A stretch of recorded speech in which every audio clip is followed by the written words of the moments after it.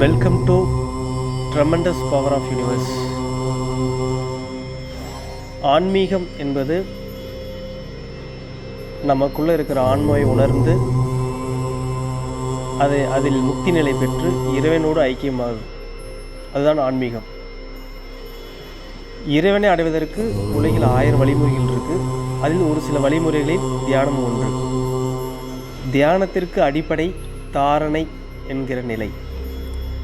தாரணை என்பது ஏதாவது ஒரு மையத்தில் அல்லது பொருள் இருக்கும் இடம், ஒரு மையம் அல்லது பொருள் இருக்கும் இடம், அல்லது நமக்கு பிடித்த கடவுள்,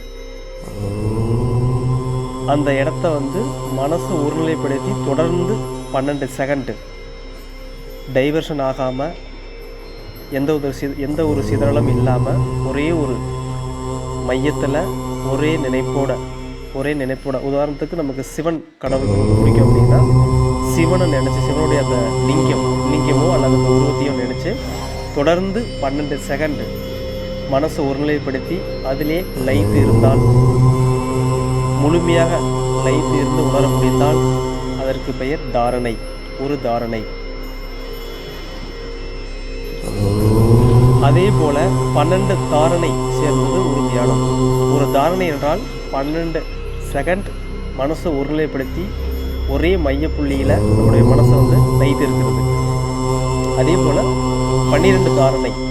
12 தாரணை அப்படின்னா 144 செகண்ட், ஏறக்குறைய 2.5 நிமிடங்கள் மனசை ஒருநிலைப்படுத்தி அதிலே லயித்து இருந்து முழுமையான உணர்வு நிலையுடன் மன ஒருமுக பாதையில் இருந்தால் அது தியானம்.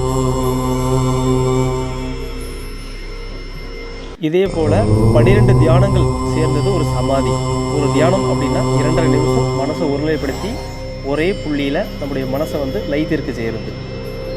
அது மாதிரி 12 தியானங்கள் சேர்ந்தது ஒரு சமாதி. ஒரு தியானத்துக்கு 2.5 நிமிஷம். 12 தியானம் அப்படின்னா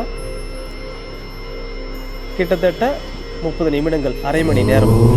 அரை மணி நேரம் ஒருவர் தன்னுடைய மனதை முழுமையாக ஒருநிலைப்படுத்தி ஏதாவது ஒரு புள்ளியில் அல்லது ஏதாவது ஒரு தெய்வ வழிபாட்டில் அல்லது ஏதாவது ஒரு கடவுளின் மேல் மனதை ஒருமுகப்படுத்தி அதில் லயித்து இருந்து முழுமையாக உணர முடிந்தால் அது சமாதி நிலையாகும்.